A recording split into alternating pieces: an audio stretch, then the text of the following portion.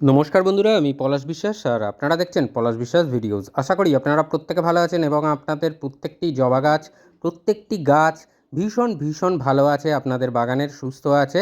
আর হ্যাঁ বন্ধুরা, আজকের যে পরিচর্যাটা দেখাবো এটা এপ্রিল মাসে করতে হবে এই পরিচর্যা।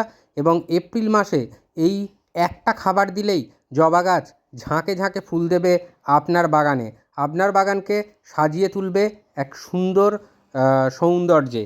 তো যাই হোক, যে জবাগুলোয় করবেন সব গাছ, জবা গাছের এই একটাই খাবার আর এটাই দিতে হবে আপনাকে এপ্রিল মাসে। আর অবশ্যই কয়েকটা প্রিকোয়েশন, মানে ছোট্ট ছোট্ট কয়েকটা জিনিস আপনাদেরকে মাথায় রাখতে হবে জবা গাছকে ভালো রাখতে গেলে, সুস্থ রাখতে গেলে। সেগুলো হচ্ছে মানে টবের মিডিয়াতে জল হোল্ড হওয়া যাবে না সবার প্রথম কারণ। এইটা মাথায় রাখবেন, তাহলেই দেখবেন অর্ধেক সমস্যার কিন্তু সমাধান আপনি করে ফেলেছেন। জল যেন জমে না থাকে এটা মাথায় রাখবেন।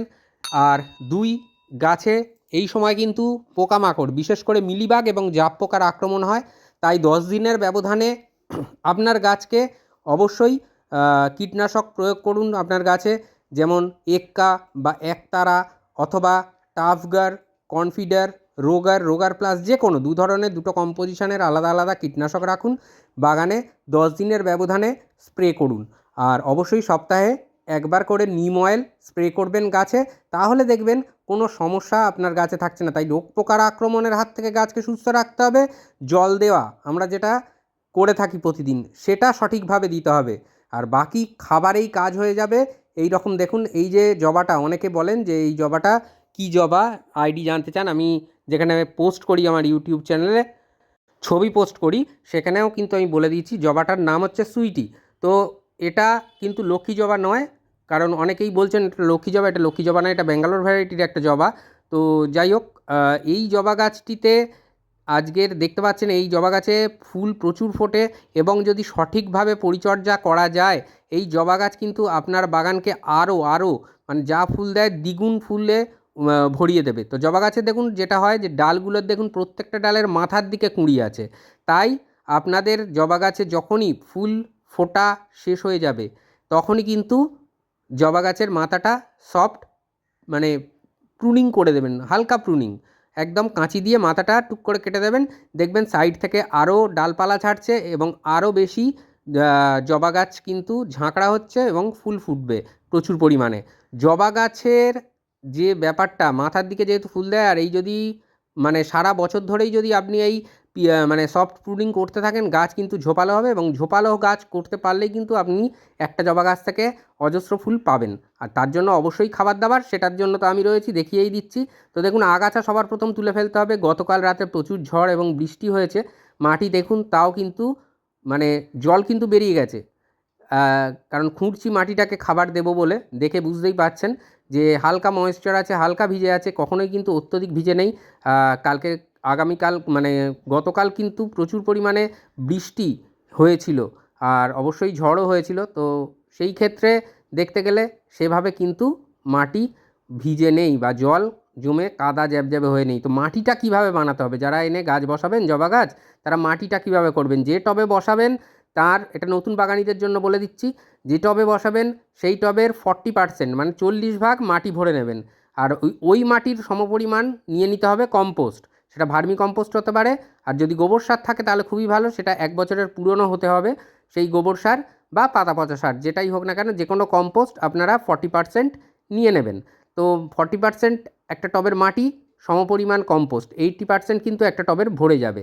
তো ফাঁকা যে 20% পড়ে থাকবে সেই 20% আমরা বিল্ডিং কনস্ট্রাকশনে ব্যবহার করা হয় যে লাল মোটা দানার বালি, এবং বালি চাড়ার পরে একদম গুঁড়ি গুঁড়ি, একদম গুঁড়ি গুঁড়ি যে পাথরগুলো থাকে না, সেই পাথর যদি পান নিয়ে নেবেন। এই বালিটা বা পাথরটা আপনারা জল দিয়ে বার 3-4 ধুয়ে নেবেন সাধারণ জলে, তাহলে নোনা অংশটা ধুয়ে যাবে, যাতে করে মাটির কোনো ক্ষতি হবে না।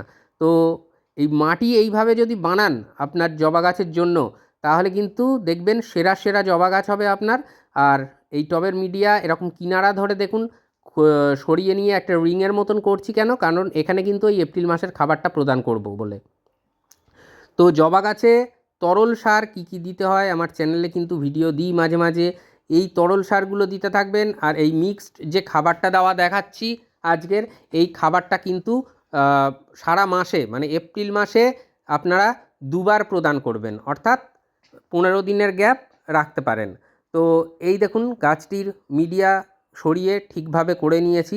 দেখুন অজস্র কুঁড়ি, অজস্র মানে ডালপালা কিন্তু পুরো ঝোপালো হয়ে আছে। এই গাছে আগেও পরিচর্যা দেখিয়েছি, তখনও দেখেছিলেন আপনারা যেরকম ছিল। তারপরে প্রুনিং করা থেকে শুরু করে সবটাই কিন্তু এই গাছের উপরে আমি দেখিয়েছি ম্যাক্সিমাম পরিচর্যা।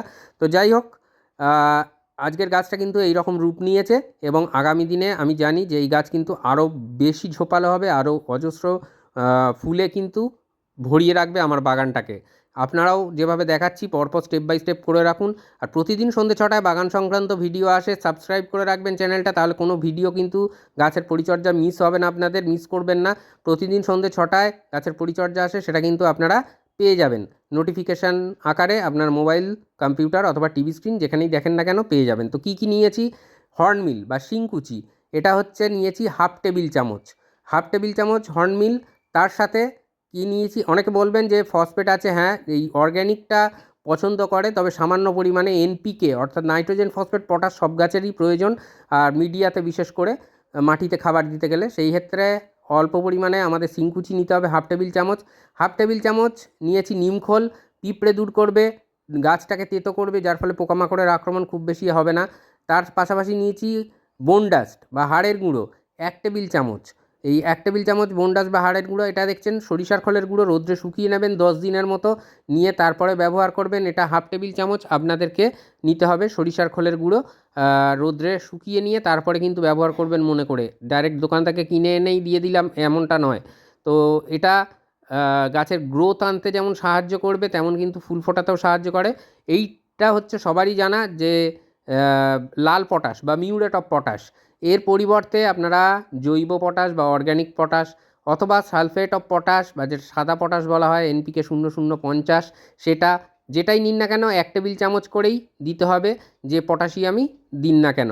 তো এরপরে খুব ভালো করে আমরা কিন্তু এটাকে মিশিয়ে নেব খাবারগুলোকে, প্রত্যেকটা খাদ্য উপাদান যাতে প্রত্যেকের সাথে ভীষণ ভালোভাবে মিশে যায়, যাতে করে গাছের যে ফিডার রুটগুলো আছে টবের চারিধার ধরে তারা যাতে সুন্দরভাবে খাদ্যটাকে গ্রহণ করতে পারে, সেই জন্য এই ভালো করে মিশিয়ে নেওয়ার পন্থা বা পদ্ধতিটা আমাদের কিন্তু অবলম্বন করতে হবে।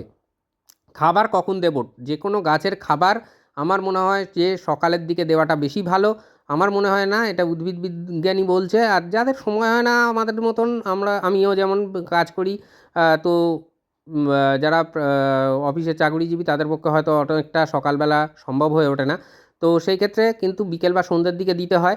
কিন্তু সকালের দিকে জানবেন যে কোনো গাছের খাবার ভালো কাজ করবে, আর যে কোনো কীটনাশক সন্ধ্যেবেলা প্রয়োগ করতে হয়। তো যেটা নিয়ম সেটা বলে দিলাম, তারপর তো নিয়ম বহির্ভূত আমরা করে থাকি অনেক কাজই। তো যাই হোক, এবারে কিন্তু খুব ভালো করে এইভাবে চারিধার ধরে টবের কিনারা ধরে আমরা কিন্তু মিশিয়ে দেব খাবারটাকে, এবং যে মাটিটাকে খুঁড়ে সাইড থেকে তুলেছিলাম সেটাকে আবার নামিয়ে দিয়ে সেই জায়গাটা ঢাকা দিয়ে দেব। তো পিরামিডের মতো খানিকটা হবে, মানে উঁচু হবে গাছের গোড়ার দিকটা এবং ধীরে ধীরে নিচু হয়ে যাবে টবের কিনারা বরাবর। এই রকমভাবে মাটিটাকে দিয়ে দেবেন, এবং সেটা যে বিশাল আকারে হতে হবে এমনটা নয়, হালকা করে হলেই হবে। আর তার পাশাপাশি যেটা বলবো যে জল দেওয়া, জল কিন্তু মগে করে নিয়ে আমরা দিয়ে দিলাম একেবারে যা হোক করে, ওরকমভাবে দিলে হবে না। টবের কিনারা ধরে জল দেবো, এটা কিন্তু ভীষণ ভালো একটা দিক, যাতে করে শিকড়ও বাড়বে। এটা দেখছেন ভার্মি কম্পোস্ট। এই ভার্মি কম্পোস্ট মোটামুটি 2-3 টেবিল চামচ, বেশি নয় 2 থেকে 3 টেবিল চামচ নিয়ে এরকম মাটির উপর দিয়ে হালকা করে ছড়িয়ে দেবেন, বা মাটির সাথে মিশিয়েও দিতে পারেন। এটা গাছের শিকড়টাকে ঠান্ডা রাখবে এবং সুন্দরভাবে কিন্তু খাদ্যটাকে ছড়িয়ে দিতে সাহায্য করবে গাছের শিকড়ের মাধ্যমে। তো যেটা বলবো যে এরপরে পরপর কিন্তু কয়েকটা আমি এপ্রিল মাসে জবা গাছের প্রচুর ফুল ফোটাতে এবং গাছের বৃদ্ধির জন্য বেশ কিছু তরল সারের পরিচর্যার ভিডিও নিয়ে আসবো, একেবারে হোমমেড, মানে ঘরে তৈরি করে নিতে পারবেন। সেই রকগুলো দেখতে অবশ্যই চোখ রাখতে হবে কিন্তু পলাশ বিশ্বাস ভিডিওসে। তাই জন্যই বললাম যে সাবস্ক্রাইব করে রাখলে এবং নোটিফিকেশান বা বেল আইকন যেটা, সেটা যদি অল করে রাখেন, কোনো নোটিফিকেশান কিন্তু আপনারা মিস করবেন না। তো এরপরে যেটা করতে হবে, এটা যেটা দেখছেন, এটা seaweed base fertiliser, seaweed extract, বায়োভিটা x, এটা মাইক্রোনিউট্রিয়েন্ট এবং প্ল্যান্ট গ্রোথের কাজ করে থাকে। তো আমি এটা বিজ্ঞাপন করছি না, এরকম যে কোনো সিউইড বেস ফার্টিলাইজার কিন্তু জবা গাছে আপনারা প্রদান করতে পারেন। সেটা সাগরিকা হতে পারে, খুব ভালো কাজ করবে। তো এরপর এছাড়াও যে কোনো মাইক্রোনিউট্রিয়েন্ট দিতে পারেন, যেমন অ্যাগ্রোমিন গোল্ড, অ্যাগ্রোমিন ম্যাক্স, এছাড়া মোবোমিন, অথবা আপনারা অল ইন গোল্ড সুপার, এরকম বিভিন্ন মাইক্রোনিউট্রিয়েন্ট আছে যেটা দিতে হবে আপনাকে। গাছের পাতায় স্প্রে করতে হবে, মাসে 2 বার করলেই হবে। আর টবের মিডিয়ায় যেদিন খাবার দিলেন তার থেকে 3 দিন পরে যদি আপনারা এই মাইক্রোনিউট্রিয়েন্ট স্প্রে করেন, ভীষণ ভালো রেজাল্ট আপনারা পাবেন। আর তরল সার নিয়ে কিছু কথা বলে দিই ঝটপট। সরিষার খোল দিতে হবে আপনাদের। সরিষার খোল আপনারা কিন্তু দেবেন ঠিক, মানে সপ্তাহে 1 বার থেকে 2 বার করে দিতে পারবেন, এবং এক্কেবারে পাতলা করে নিয়ে সরিষার খোল পচা জল দেবেন। আর তার পাশাপাশি যেটা করতে হবে, মাসে 1 বার করে আপনারা টবের মিডিয়ায় হিউমিক অ্যাসিড বা এরম স্প্রে করে, মানে মাটির মধ্যে দিয়ে দিতে পারবেন, গাছের পাতায়ও স্প্রে করা যায়। তো যাই হোক, টবের মিডিয়ায় দেবেন হিউমিক অ্যাসিড। তো এইভাবে কেয়ার করুন, খুব ভালো রেজাল্ট আপনারা কিন্তু আপনাদের জবা গাছ থেকে পেয়ে যাবেন। প্রচুর ফুল পাবেন গাছ থেকে, গাছ দ্রুত ঝোপালো হবে। মন থাক চিরসবুজ, পৃথিবী হোক সবুজময়, এই বলে আজকে এখানেই সমাপ্ত করছি। আবার আসছি আগামীকাল ঠিক সন্ধ্যে 6টায়। খুব ভালো থাকবেন সকলে। হ্যাপি গার্ডেনিং, নমস্কার।